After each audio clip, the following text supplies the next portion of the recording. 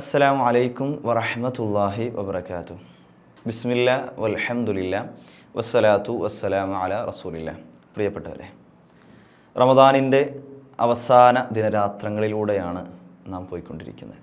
ഒരു റമദാൻ മാസക്കാലത്തെ നോമ്പ് കൊണ്ട് നാം നേടിയെടുക്കേണ്ടതെന്ത് എന്ന് നമുക്കേവർക്കും അറിയാവുന്നതുപോലെ നോമ്പ് നിർബന്ധമാക്കി എന്ന് പറയുന്ന അതേ ആയത്തിൻ്റെ അവസാനം പറയുന്നുണ്ട്, ലഅല്ലക്കും തത്തഖൂൻ, തഖ്വയുള്ളവരാകാൻ വേണ്ടിയിട്ട്. ഈ ദിനരാത്രങ്ങളിലൂടെ നമുക്ക് തഖ്വ നേടിയെടുക്കാൻ സാധിച്ചിട്ടുണ്ടോ എന്നുള്ളതാണ് നാം നമ്മോട് ചോദിക്കേണ്ട ചോദ്യം. മഹാനായ അലി റളിയല്ലാഹു അൻഹു എന്താണ് തഖ്വ എന്ന് പറയുന്നത് നമുക്ക് കാണാൻ സാധിക്കും.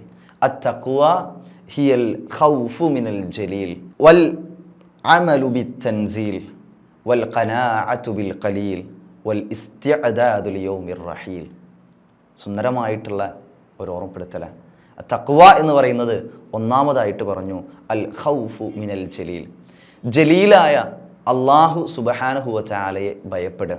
രണ്ടാമതായി വൽ അമലു ബിത്തൻസീൽ, അല്ലാഹു സുബ്ഹാനഹു വ തആല ഇറക്കിയിട്ടുള്ള ഖുർആന്, സുന്നത്ത് അവ അനുസരിച്ചുകൊണ്ട് പ്രവർത്തനങ്ങൾ ചെയ്യുക, കർമ്മനിരതരാകുക.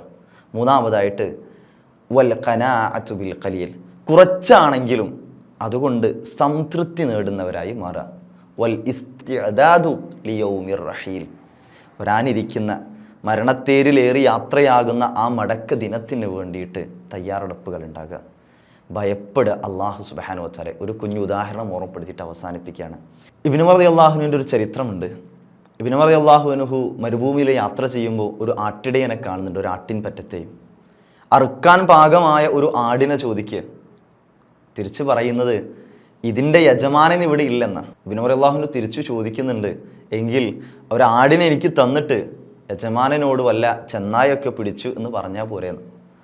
ഇബ്നു ഉമർ റളിയല്ലാഹുവിനോട് തിരിച്ചു കൊടുക്കുന്ന ചോദ്യം ഫഅയ്നല്ലാഹ്, എങ്കിൽ അള്ളാഹു എവിടെയാണ് എന്നുള്ള.